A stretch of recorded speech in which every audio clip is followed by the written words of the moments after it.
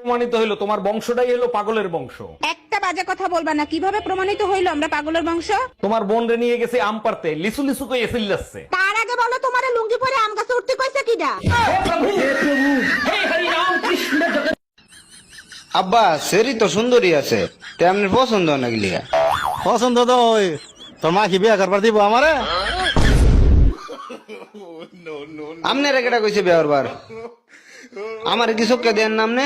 এতক্ষণ কই ছিলে তুমি? তোমার খালুর সাথে কথা বলতে যাই দেরি হয়েছে। আমার খালু মারা গেছে 10 বছর হয়ে গেছে, তারে পাইলে কই? আসার সময় তোমার খালুর কবরের সামনে বসে জিজ্ঞেস করলাম, খালু আপনি শান্তিতে আছেন?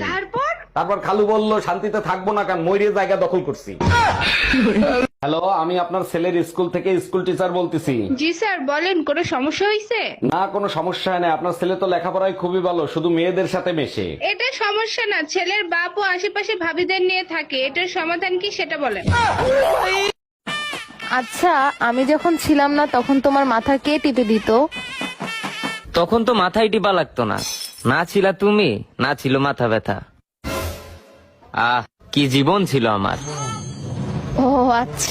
জানেন দুলা ভাই, শাইলি আদি ঘরোয়ালি। আরে তাই নাকি? দেখি একটা চুম্মা দাও তো। মজা পাইছেন? নেন এবার সই করেন। সই করব? কিসে সই করব? এখন তো আমি আপনার অর্ধেক বউ, নেন এবার অর্ধেক সম্পত্তিতে সই করেন। তোর প্যান্টে ফুটো আছে? কই না তো। তাহলে পা ঢোকাস কোন দিক দিয়ে? এক্সকিউজ মি, আপনি না দেখতে অনেক সুন্দর। বলেন কি, তাই নাকি? Thank you so much. তা আপনি বিবাহিত না সিঙ্গেল? আমার কিউট একটা বয়ফ্রেন্ড আছে। ও আচ্ছা, তা বয়ফ্রেন্ড কি করে? এখনো বিয়ে হয় নাই তো, যা করার উপর উপর থেকেই করে। আরে ভাবি, বহু বছর পর দেখা, তারপর বলেন কেমন আছেন? বাচ্চা কাচ্চা কয়টা? অরুণ ভাই ভালো আছি, বাচ্চা কাচ্চা 11টা, আরেকটা আসিতেছে। বলেন কি, তাই নাকি? আপনার জমিন তো দেখি অনেক উর্বর, অনেক ফসল হয়। আরে অরুণ ভাই, শুধু জমিন উর্বর না, আমার কৃষক অনেক পরিশ্রম করে। মা, আজকে রাত 3টার সময় আমার ঘুম থেকে ডাইকা দিও, আমি তাহাজ্জুদের নামাজ পড়বো। পোলাটার নাম কি? এই সবসময় তুমি এই ধরনের কথা কই না তো? আমি কি তোমার কইছি যে তুমি আমার বিয়া দিয়া দাও? আমি নামাজ পড়বো, আল্লাহর কাছে দোয়া করবো, আমি জানি পাস করি। এই টুম্পা, কই তুমি? তোমারে পাশের বাড়ির ভাবি ফোন দিছে। আমি কাজ করতেছি, ফোন রিসিভ করে শোনো তো, লেহেঙ্গার উপরে কাজ করতে আর নিচে কাজ করতে কত টাকা নিবে? হ্যালো ভাবি, উপরে করতে কত টাকা নিবেন আর নিচে করতে কত টাকা নিবেন? শালা লুচ্চা বেটা, লেহেঙ্গার কথা কে বলবে? কালকে তুমি আমাকে ব্লক করছো কেন? তুমি আমাকে কালো বললা কেন? তো ব্লক করাতে ফর্সা হয়ে গেছো? আচ্ছা টুম্পা, তুমি তো অঙ্কে খুব ভালো তাই না? আমি ছোটবেলা থেকেই অঙ্কে খুব ভালো। আমি তোমাকে 20,000 টাকা দেবো 5% সুদে, 1 মাস পর কত ফেরত দিবা? 1 টাকাও ফেরত পাবা না। আমার মনে হয় তুমি অঙ্কটা বুঝতে পারো নাই। অঙ্ক আমি বুঝছি, তুমি টাকা দিও তো দেখো। এই কই তুমি, এক কাপ চা খাওয়াবা?